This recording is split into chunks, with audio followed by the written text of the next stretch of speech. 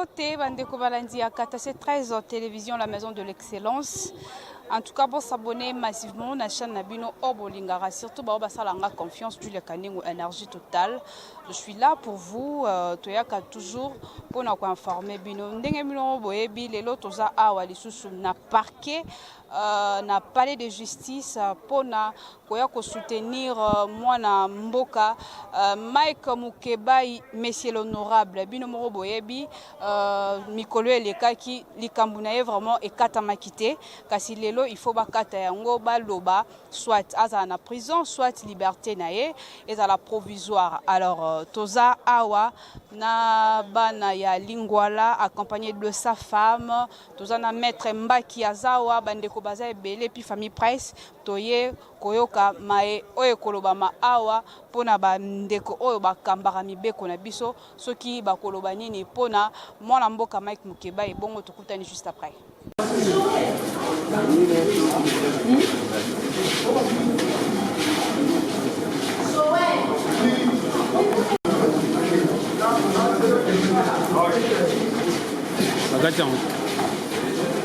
Jonathan. Oui, je crois que le lot, Bozala Kiwana, to sepeli lisusu court et raison prononcé Arenae, Azaï peut déjà en difficulté. Ndenge l'autre fois ministère public Azaï en difficulté. Donc eza arrêt moko ya soni mingi. Cour à l'obiboué. Ba moyen auto soulevaki que honorable Mukebai a recouvré ba immunité nae. Abi eza fondé pourquoi biso to soulevaki article 118. Article 118 lobby lorsque député aza lésé, c'est-à-dire décision moko ya bureau assemblée provinciale sepeliciété, il faut ça nini recours abi décision, donc décision nyonso en article 118. Alors ba immunité na ba levaki yango na article 95. Sur aucun article 108 ezolobela ce qui concerne la discipline. Hein, tout ce qui est discipline à niveau ya assemblée provinciale. Bosikoyo, botala na nobino moko. Entre 95 na 108 na 118. Bozomon a que article 118 est englobé et tout ce qui est immunité, décision à immunité, lever des immunités, na tout ce qui est discipline. Alors bango balobi que article 118 wana auto évoqué eza étranger. Non. So qui ba immunité wana ba le vakango surpris article mo ezalaki après 118 donc quoi que kondima. Et puis botala na loko moko to yaki a depuis 9h. Hein, to andoze la arrêt depuis 9h. Mais tu comprends que tu vandi bazeli sibiso tu ebine mambangwe le kaka ti sikoyo toza soki 13h ni ba bengi biso pona nini ba rendre arrêt na bango. Mais to sepeli na biso ezalango un bon débarras, une façon cour à l'obité bo kende na juridiction mususu ba kopesa bino raison po biso cour na contexte toza nango to kokoka pour satisfaire bino te. Donc c'est ça le message.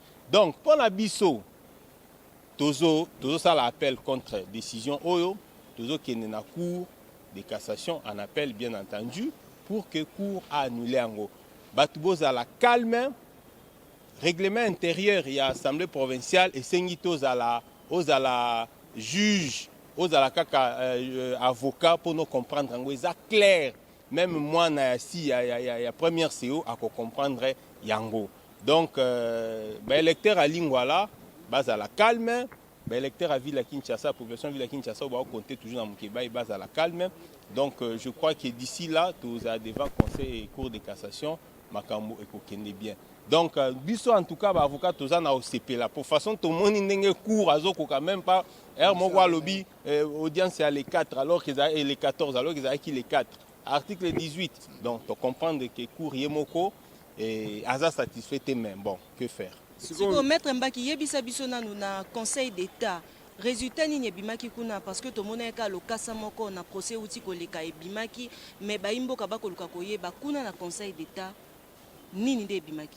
Non, il faut séparer les choses. Awa tozali, hein, j'aurais souhaité question tout le gouvernement émission moko élaborée pour que Batouba comprenne message à l'élu ezanini. Un cours d'appel à l'obi non fondé demande na biso. Ba moyen oya pesi yango na expliquer bino. Donc entre 95 na 108 na 118 ni ne landi nyonso après eza 118 On comprend. Donc 118 ans, le Bini. 118 et lobby boye. Lorsqu'il est député, dans le Bakiango d'ailleurs, lorsqu'il est député provincial, on va sanctionner dans le bureau provincial, à se sentir que nos décisions ne sont pas il faut à ça la nini, à ça la recours. Et là, honorable Moukebaï, à ça la qui. 118 et continuer le lobby boye. Ce qui a CPE, des bureaux à l'Assemblée provinciale, à Zana, 8 jours francs. Na ndenge ya lingala to bazani na 10 jours pour nous faire comprendre batunyo fani na 10 jours pour na à répondre par écrit ce qui à répondre était automatiquement décision des amis. Est-ce que vraiment pour na balobi te ko décision et à lever des immunités ou ya te balobi la décision c'est bien défini babi te une décision babi la français to lobati droit au ça la kakena na français babi la décision. Donc, décision non sur l'Assemblée provinciale, ce que c'est fait dans il faut ça là. Donc, Bisso Toza, en tout cas, ce qui est vrai, rassurez-vous, Toza déçu, c'est vrai, toi déçu dans la justice à Congo, dans niveau, mais pour le missi ma beau côté, pour saisir Kalaming était conseil cours de cassation en appel pour na Africa pour. Le 25 au Babengi Sibino Awa pour Bossa la Bissou. Déjà, ceux qui ont sali appel pour elle ce soir le 25 T, dossier au Sénat.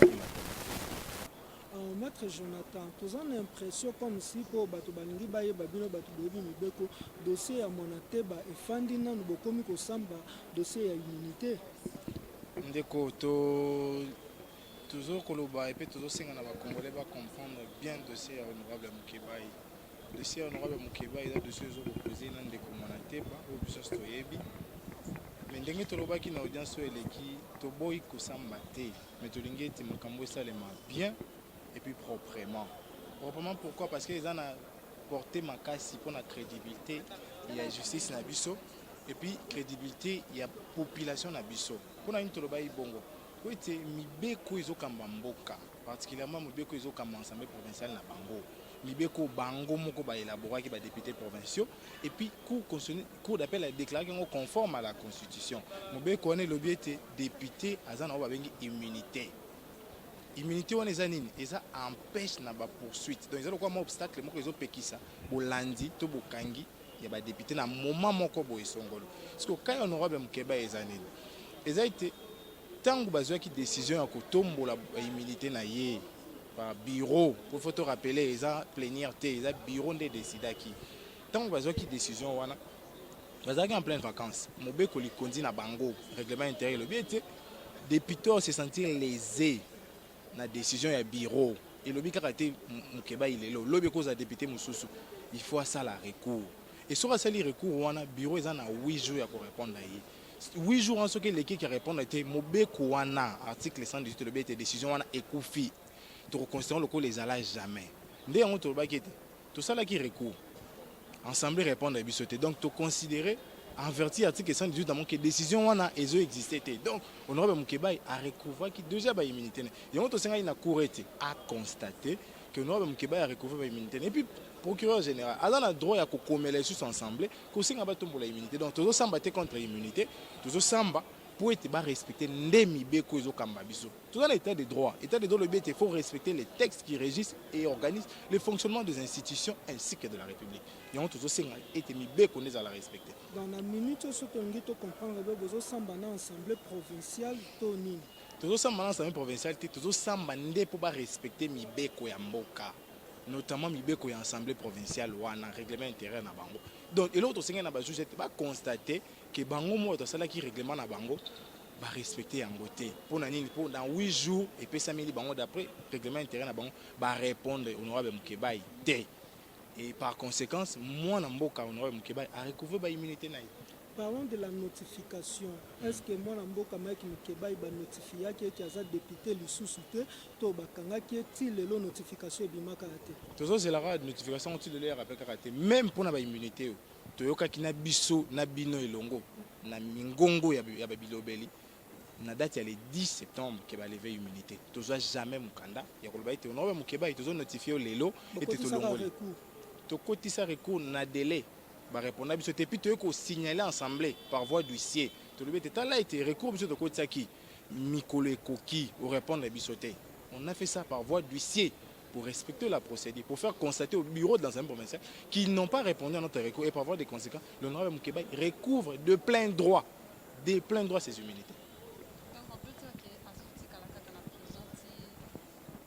Oui, en tout cas, dans Lelo, ndenge maître Mbaki alobi, toujours qu'il y a un appel pour te faire valoir le droit n'a pas le juge ou l'équipe pour les degrés de juridiction supérieure. Tout ça va été le juge parce que vous qui pas na bango, ba pesi biso raison T par rapport à l'élément na bango biso to critiquer parce que to kende pour mal juger et to liquiéter le juge à l'écolo ba ko tombola vraiment droit pour te checker confiance belé mais to comprendre que confiance en biso wana et pour te boti na ngombo mate et ngo to kende ko checker confiance à ba juge à l'écolo pour total a été bango va faire respecter mibeko ya mboka où ils ont règlement intérieur na bango et puis constitution où ils ont garanti le droit à la défense parce que au ba ko bongisa ba moya mando ki non ndenge ni soki ba pesi mo candidat to ndeko to longolo immunité le boko mona teke makambo nyonso bo sala na mwana mboka Mike Moukébaï azo umela lisu na bolo ndeko honorable Moukébaï aza combattant ya liberté aza combattant ya somi ya bana Congo esengo na ye eza komona ete mibeko ya mboka na ye ba respecter yango biso toza ba avocat na ye aza client to proposer ye apesi so ba avis na ye par rapport à yango donc ce que qui n'appelle c'est que ye moko mwana mboka aza d'accord alors pour na ete mobeko ya mboka na nga la respecter bo landa droit place sur ezali bo faire appliquer yango donc souci na biso to désir makasi honorable Moukébaï ete mibeko ya mboka na la respecter abundaka nde pour na respect ya ba texte et surtout texte wana azalaki parmi ba élaborateur nango po azalaki na plénière jour basalaki texte wana mibeko nini ezo motiver bino ekolakisa bino ke bokolonga ndeko eza mibeko to na mboka article 118 elobi clair soki na 8 jours bureau et répondre te décision wana ils ont réputé nul wana eza mibeko na bango nde elobi sikoyo ndeko nanga noto mitu na question soki mibeko elobi bongo nanga noto kokanisa nini 8 jours biso tokotisi ba répondre te après 8 jours tout simplement que 8 jours ekoki et bo répondre te décision wana ezoexiste kaka non biso na bino toyebi ete moto aza likolo ya mibeko aza te même ba juge to biso basambeli toza obligé à observer respect ya texte wana yango honorable Moukébaï abi maître bo bunda bo sala ete mibeko ya mboka nanga ezala respecter donc to bunda kaka pona respect ba texte question ya suka lelo yo soki akwe nini Godin Poyi, président Godin Poyi, est-ce qu'il y peut répondre à la justice en étant président de l'Assemblée provinciale to et le kaka kabongo? Tout ça me compte Godin Poyi déjà. Tout ça me compte décision à bureau. Donc ce qui décision à bureau est quoi? Biso et le monde client sur le global était mi be konde longi les droits à gagner. Et vous allez monter gagner pour tous en action contre Godin Poyi, tous en action de pour être mi be ko za la respect. Donc ce qui les lots mi be ko longi victoire et peuple congolais vous avez été oyo biso to bundela oyo bato ba kufela respect à ba texte yango to obtenir les lots. Voilà mbote maman. Mbote. Voilà to cela qui arrête les lots mais to éviter ni le ko ebisa ba yimbo ko ba retenir par rapport à nos sur les kinelo. En tout cas na o eleki lelo na moni ke ba juge baza un peu on dirait ba ningisi bango quoi. Alors le quoi to ebi na biso ke ezara nango sur judiciaire to kuma nango politique. Alors nga na ko senga bazongisi biso le 25. Na ko senga kaka peuple congolais nyonso o alingaka komba ya Mike Moukébaï. Banani bana ya lingwala ya changu partout ba diaspora oyo ba bengaka ngai butu tongo midi pourquoi boya to soutenir mwana mboka Mike Moukébaï biso nyonso tozala awa to se mobiliser force na biso o tozanango j'espère que les kaba o bango bazala ngona kati donc to bunda parce que Mike Moukébaï atika batute a telemaka na bitumba ya mutu nyonso yebi abundela peuple congolais alors peuple wana pe ko kotika Mike Moukébaï te to telema biso nyonso le 25 tozala awa to se mobiliser pour na combat ya Mike Moukébaï donc message clé nga ki na pesa kana peuple congolais yango wana merci beaucoup moi si honorable Mike Moukébaï des maman Cocotte merci beaucoup maman merci beaucoup. Merci beaucoup les amis de la presse et puis merci na internet surtout. Tozana Fofana awa Fofana mais quand on peut ça na makanisi na yo na mambo uto sala malelo. Omoni yango ndenge ni et puis tomoni ba absence ya ba maître mususu notamment maître Nico Maengel. Non, omoni mambo ndenge zotambola ndenge tozape awa mutu na mutazana religion na asambelaka nga naza musulman oza chrétien ce n'est pas dit que bango tout bato ya o bazo défendre muke bafanda mopikote bazo kabula ba travail ozo prendre to banda ko juger na nous te tomoni niko ba engele te tomoni boete parce que boni mambo ezo salema awa tozana maîtrise ya makambo Eliezer Tambwe akangama awa mais ba juge ba magistrat ba lata toge batinde na makala à cause ya keno mutu akangi diamant ba bomie parce que azaki soit des autorités mais là ba koti na parlement bango pesa na mbote mais les azo ya mambote bato mususu te lelo Eliezer soka kiti awa mwa babi yano à l'ordre Mike Mukebai aibi ya nani ezalaka bien ko fingati mais lelo bato ba profiter ba moni mwasi na yino bato ba finga Mukebai comme ça za responsabilité yo moto finga Mukebai est-ce que mwasi na waza kwa mwasi Mukebai est-ce que bana na yo bazo wamba na Mukebai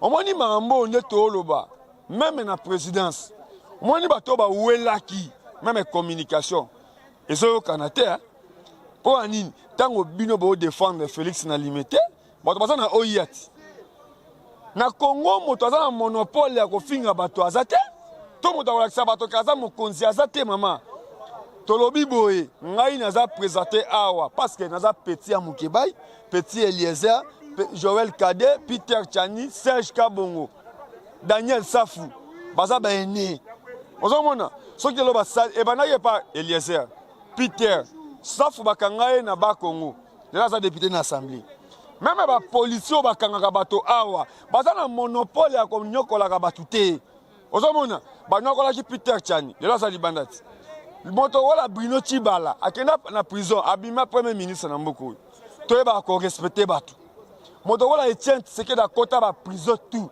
o Luzum o boy omona ki mwana ake na est ba se no nzete o papa na longtemps azali na prison lelo moto azana odimata ya Tshisekedi azate Rossi Mukendi akufi po na combat mais po ye ba ne fota na combat Rossi Mukendi qui vous dit que non Mukebai lokola akoti prison Mukebai akufi mbala moko lelo même ata mutu oyo aye na plainte afundi Mukebai azo regretter place à ça omoni combat politique ba leader bango na bango tango ba bongisa batu na ba militante je me rappelle lelo bato bakota na conflit ya Muyambo na Moïse lelo basuki wapi même na ba panzi sango bakota na conflit ya Muyambo na Moïse lelo bazonga ni mutu moko ti bato bakota na songi entre Salomon na Moïse lelo Salomon azui passeport na ye lelo bazo bato omoni to invita kabilo mususu mais zo sala soni ndenga na lobaka na Félix parce que ça victoire na biso to betami bagaz to tiré na ba sénatrice na maboko boye pour na ko défendre l'état de droit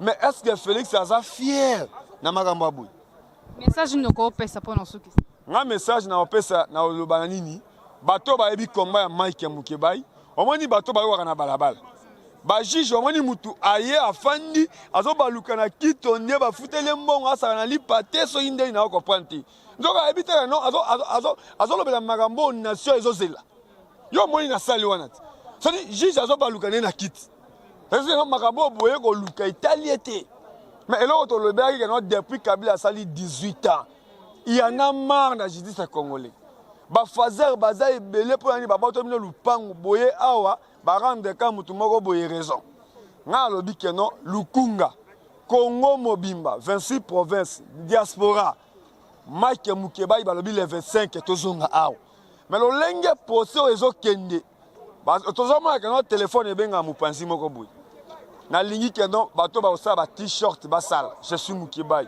bato ba osa banderole ba sala ngai epenge Fofana lingi le 25 bango ba waka na balabala loko ba sepso ba gaz climogène mais avec Félix Ekolekate to tonda parce que ça droit na biso si moto za policier so za magistrat pour na sous-sol congolais le 25 toya awa ebele pour na to soutenir Mike Mukebai. Merci. Bonjour. Bonjour mon amboka. Kombo nani? Jimmy Carter. Jimmy Carter. Mike Mukebai. Ocha. Collaborateur. Okolo bani na manyo sur lekilelo. Na mae o maleki lelo eko sala biso pasi makasi. Mboka oyo to ebité soki état de droit o bango ba côté ya biso eza wapi. Tozalaki awa vendredi pona likambo ya Mike Mukebai. Na ko sala moi récapitulatif muke par rapport à ndenge kangamaka. Mike Mukebai bayaka kotika plainte moko na assemblée provinciale que il a été accusé pour diffamation d'histoire pareille. Na o etali assemblée provinciale ya ville à Kinshasa. Et na ba mibeko na bango moko ba bengi règlement de l'intérieur. Et le biboye. Ce qui boye justice eko saisir assemblée provinciale bureau que député moko asalimbeba. Ba pesa ka pe député wana yo ko yoka jamais côté moko il faut ka côté nyoso mibale. Veut dire ba ko notifier député au hasard accusé. Assemblée sali yango te. Bureau assemblée provinciale ba sali yango te. On a été surpris, ben, le militaire Maki Mkebaï levé. Alors, dans le règlement Oyabango, dans l'article 118, si les députés se sentent lésés sur base d'une décision prise par le bureau, il a le droit d'introduire un recours. Vous avez peut-être chose à comprendre. Recours, wana, va répondre à Kango. Dans 8 jours, le bureau a délai 8 jours pour répondre à des cours. Tu introduis le recours. Premier jour, il est qui? Deuxième jour, c'est nini? Il est qui? Na 8e jour, il est qui? Va répondre à biso. Ce qu'on a article 118, il y a règlement d'ordre intérieur de l'Assemblée provinciale. Et le bigot, ce qui va répondre aux députés, ceux qui vont répondre aux députés, toutes les décisions prises tombent caduques. Wana, Ezana, règlement d'ordre intérieur de l'Assemblée provinciale. Tu expliques Awa, Nabato Amibeku, que pas de partager Bisso, dans les camarades, tu as raison. Nettoyer le lobo. Il y a un moment qui court à reporter qui prend le lot. Pour élément tout et pesamaki. Subitement, nous avons un bâtiment tout n'a habité. Tout comme awa, oh, le terre, vendredi, ce n'était pas pris en compte. Nous sommes dans quel pays? Justice et Nipenda. On fait un report de 2 semaines. Peut-être que tu as raison. Il suffisait de ça. Mais la liberté n'a pas été parce que la le 25.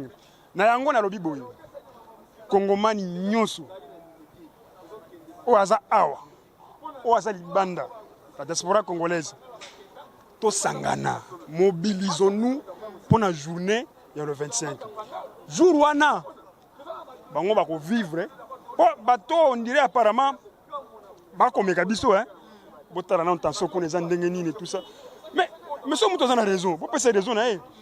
Mobilisons-nous pour le 25. Toya Awa, tout soutenir moi dans Maki Mkebaï et retiens ceci. La justice élève une nation. Justice ya mboka oyo hein. Éthique à la Sony. Vous faites la honte du pays. Vous faites la honte de Félix. Mais ce qui est plus grave, les opposants à lobby. Ce qui vous pose comme acte aujourd'hui, tu peux t'imaginer, les opposants à lobby, hein, les lots, ils sont plus au Kabila. Plus au Kabila. Et comment est-ce que l'opposition d'hier se comporte de la façon où, si on a lobby, on a la diffamation? Je m'arrête là. Le message clé que je donne à la population congolaise, c'est que le 25 sont mobilisés. Tous on a le 25. Ce combat, on va l'amener sur une autre dimension. La dimension, il y a le Kouta, une justice corrompue. Je dis et je le répète. J'assume ce que je dis. Justice corrompue. Je ne veux pas aller plus loin parce que je vais dire des choses ici terribles. Mais je mobilise tous les Congolais. Bazarawana, le 25. Il n'a jamais soutenu sa famille. Hein. Il a donné sa vie comme nous l'avons fait. Jeune que je suis, je donne ma vie au service de la nation congolaise. Ce n'est pas donné à n'importe qui. Voilà, Bandeko Balandi, Kata 13 télévision, quand on a une émission na biso, en tout cas toyaki vraiment accompagner moi na mboka honorable Mike Mukebai pona ba procès na ye bino boyebi mbala sima o elekaki en tout cas affaire ango ezalaki close mais ba cour elobaki ke non tozonga lelo mais likambako ka moi tozongi ba rejeter lisusu yango balobi ekozala le 25 toyebi te ekozala le 25 pona nini bino mo boyebi ke mwana mboka Mike Mukebai azalaki pe na ba dossier belé azalaki na dossier ya ndeko Godin Poi azalaki na dossier ya Daniel Monanteba lolenge afingaki ete men en tout cas awa lelo toyaki po na dossier ya ndeko Monanteba mais tokamwe tomoni ke cour azokoka kokata likambo yango te alobi ekozala pona le 25 bo continuer kozala connecté pona kolanda ba information oyo tomemelaka bino merci beaucoup.